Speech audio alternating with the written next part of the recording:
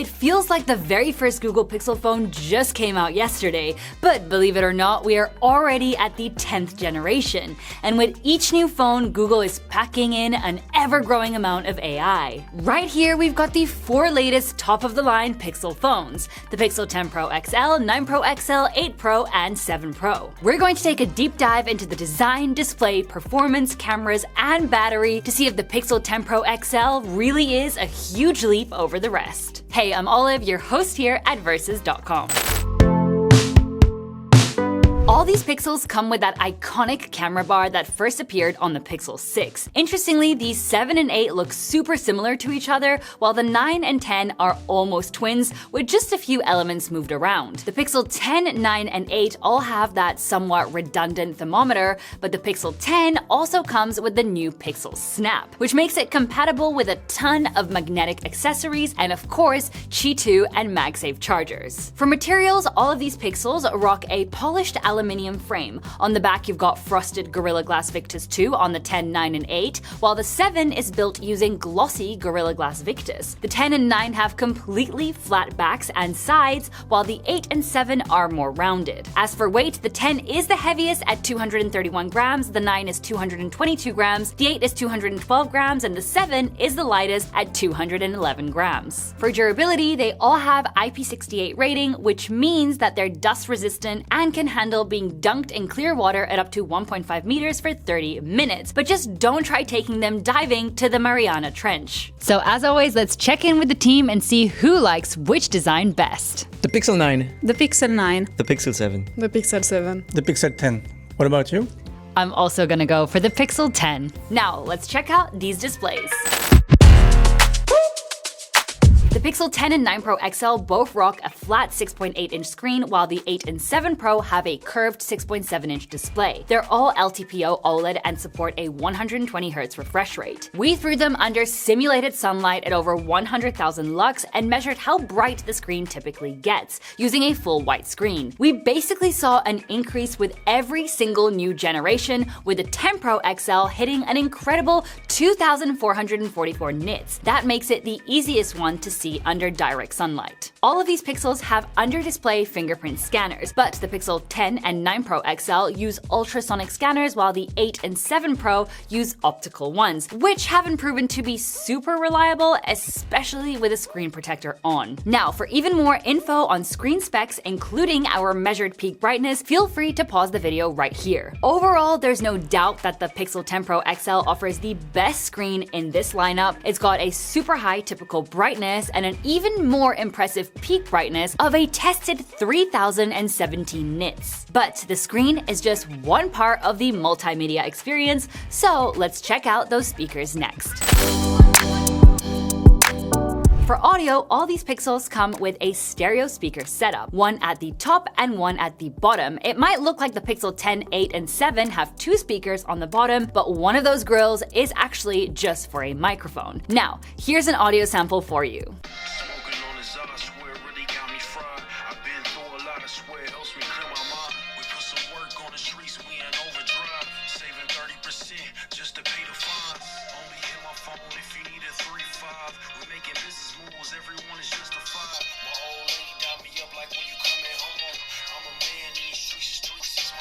There's no doubt that the Pixel 10 Pro XL has the best, most punchy audio thanks to that improved earpiece speaker. The 9 is almost as good, while the 8 and especially the 7 offer much less bass. By the way, we have noticed that a lot of you are watching our videos, but you're not subscribed yet. So you better make sure that you tap that subscribe button right there. Oh, and if any of these Pixels have piqued your curiosity so far, you can find links to them in the description below. But now let's check out one of the parts that really makes a Pixel, the cameras.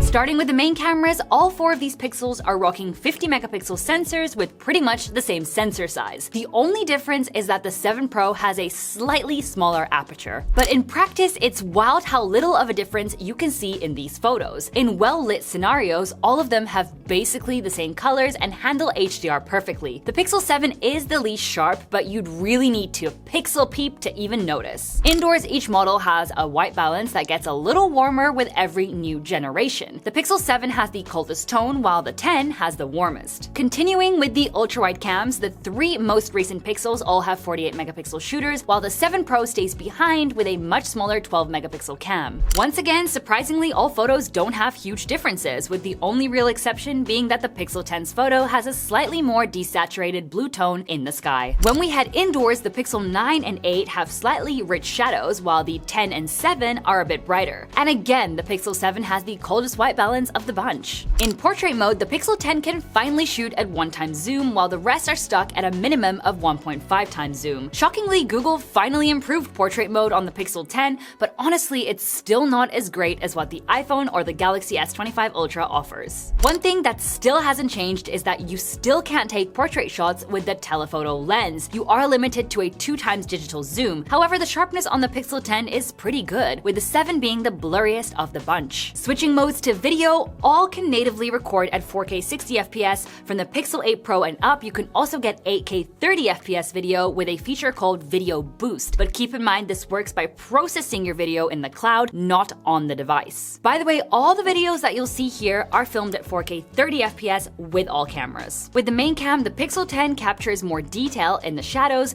but its footage ends up looking a bit flat color-wise. The Pixel 7 has a warm but inaccurate white balance. All videos also still have this over-smoothing effect that looks a bit strange. We have portrait video on all of these Pixels, which Google calls blur. In this mode, you are limited to only 1080p 30fps resolution. Honestly, we have no huge differences here. All of these videos look pretty much identical, even down to the colors and exposure levels. As for maximum ultra-wide video resolutions, you are getting 4K 60fps across the board. Once again, the Pixel 10's video looks a little flatter compared to the rest. We also have quite a high level of noise in dark areas like my coat, but the rest of the footage looks alright. Turning these phones around, we've got a 42 megapixel cam on both the Pixel 10 and 9 Pro XL, a 10.5 megapixel on the 8 Pro, and a 10.8 megapixel on the 7 Pro. The aperture, however, is the same on all 4. Once again, we don't have a ton of huge changes in colors or dynamic range here. The Pixel 10 has better sharpness and some nice natural background blur, while the Pixel 7 lacks a bit of detail, but honestly, it's not a night and day difference. We do see some changes in low light conditions. The Pixel 10 is the most color correct, while the others have a colder white balance. The Pixel 8 and 7 are also just riddled with noise. For front camera video, you are getting a max of 4K 60fps across all 4 pixels. Here, the Pixel 7's video has a warm tone, while the others look more color accurate. The Pixel 10 and 9 offer the widest field of view, with the Pixel 10 capturing the most shadow detail. On the contrary, the 9 is full of noise in these areas. So now let's take a look at the audio on all of these devices. I'm gonna start off over here with the 7 Pro. What do you guys think? How do I sound on this device? Then we're gonna move on to the 8 Pro. I'm in a relatively busy area as always. Some people walking, talking, some cars. How do I sound? Moving on to the 9 Pro XL. Is it any better than the other two?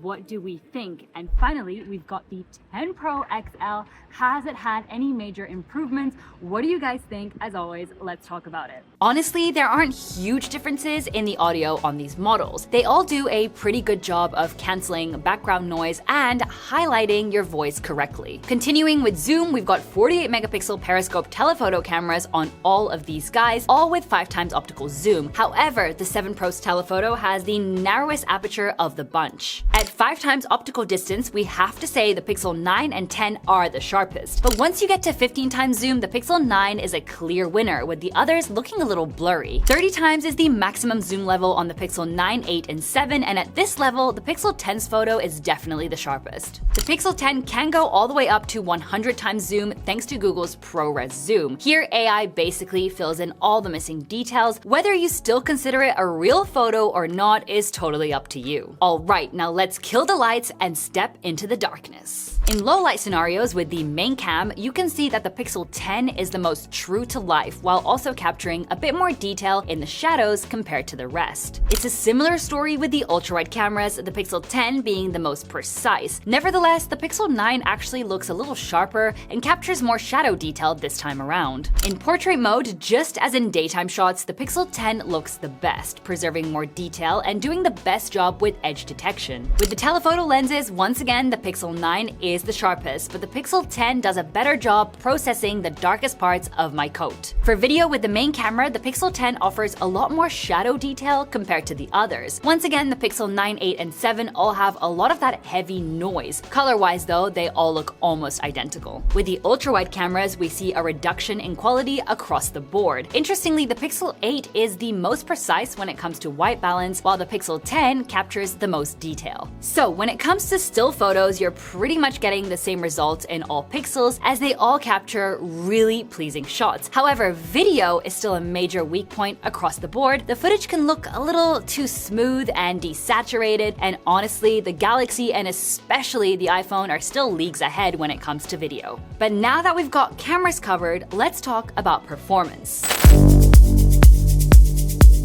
Inside these pixels, we find Google's Tensor G5, G4, G3, and G2 chips respectively. For RAM, the Pixel 10 and 9 Pro XL both come loaded with 16GB, while the 8 and 7 Pro have 12GB. By the way, the Pixel 10 Pro XL is exclusively compatible with eSIMs in the States, but in the rest of the world, it supports both Nano and eSIMs simultaneously, just like the previous generations. Here you can also check out the storage options available for each model. But to really see what these phones can do, we'll throw them into some real-world testing, starting with gaming. We'll run 30-minute sessions with cooldown time in between. First up, Grid Auto Sport. We tweaked the settings file to unlock 60 FPS in graphics mode, since it is capped at 30 by default. Unfortunately, the Pixel 10 couldn't even run the game, probably because of a PowerVR GPU driver incompatibility. The other three ran it without a problem, but the Pixel 7 Pro got the hottest, hitting 45 degrees Celsius. Next, we launched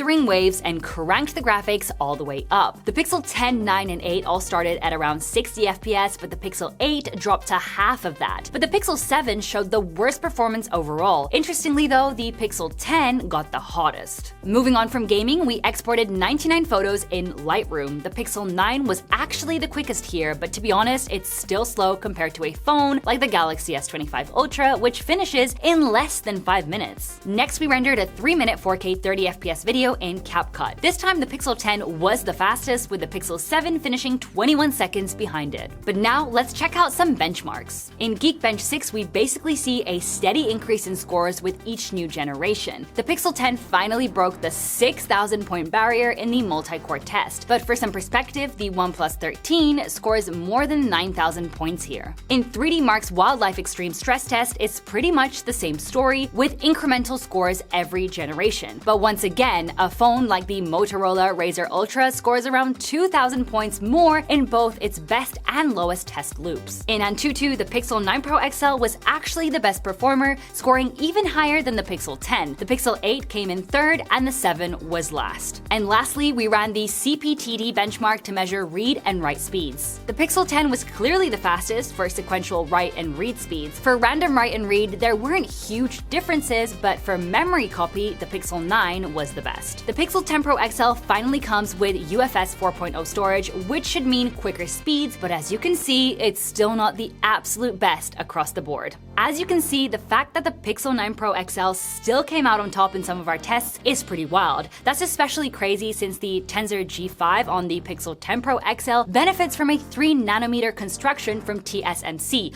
We've heard some reports about outdated GPU drivers on the Tensor G5 that could explain its capped performance, and hopefully Google will address this really soon. Regardless of all this, it's still clear that Pixel phones are not made for gaming, but when it comes to efficiency and on-device AI, the Tensor chipsets are still some of the best out there. And talking about this, let's check out the software.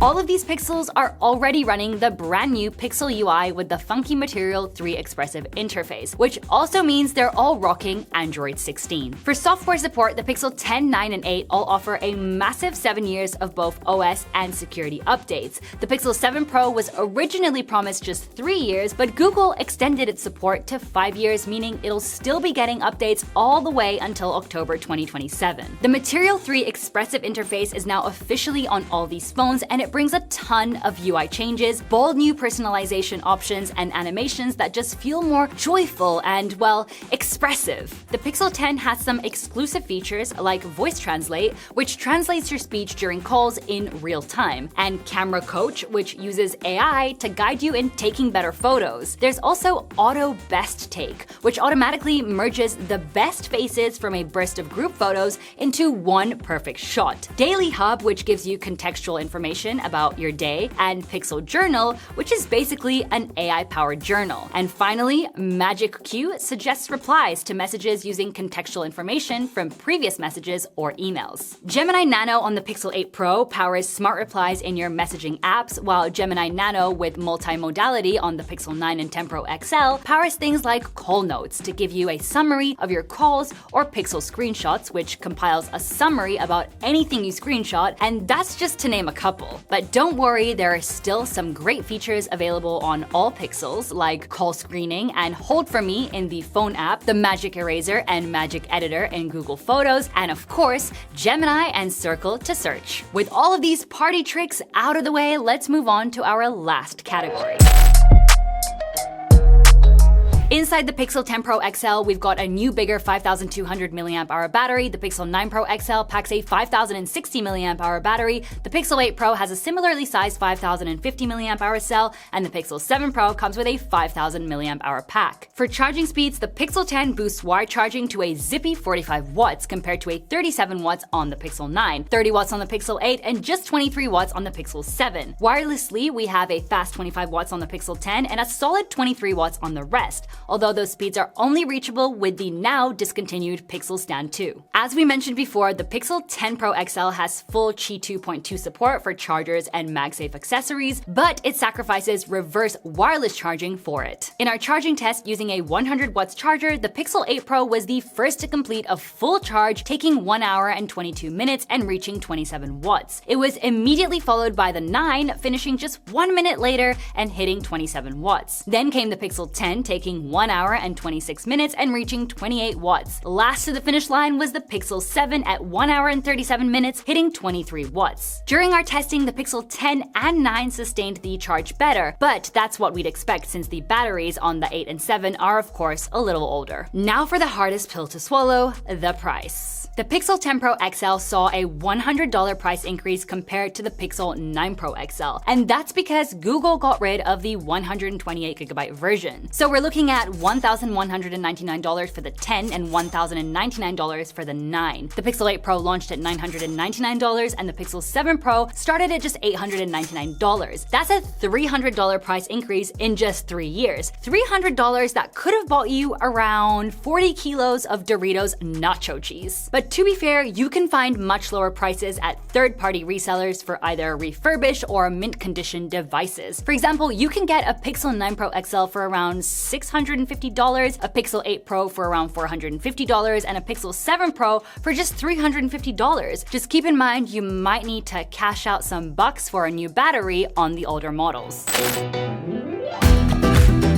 So, altogether, the Pixel 10 Pro XL is honestly just a slight upgrade over the Pixel 9 Pro XL. Yes, it comes with that super handy Pixel Snap and a much brighter screen, but besides that, the rest is pretty much the same. We also have to call out the worst performance we saw compared to the 9 Pro XL in some scenarios, which is definitely concerning. All in all, we do think the Pixel 9 Pro XL is the smartest buy here, as it shares so many aspects with the 10, including the overall design. The 10 Pro XL only makes sense if you're really invested in magnetic accessories and chargers, or if you're upgrading from a Pixel 7 Pro or older. And honestly, we think Google should really invest some more time in upgrading their hardware instead of just coming up with even more AI bloat. As we mentioned before, you can of course find direct links to all of these 4 Pixels in the description below. And if you want to see how the base models of these Google phones compare to each other, be sure to check out this video right here. Before you go play Dota 2, don't forget to give us a big thumbs up and hit subscribe, as we're always testing new devices to help you make the best choice. We'll see you in our next video, and until then, take care.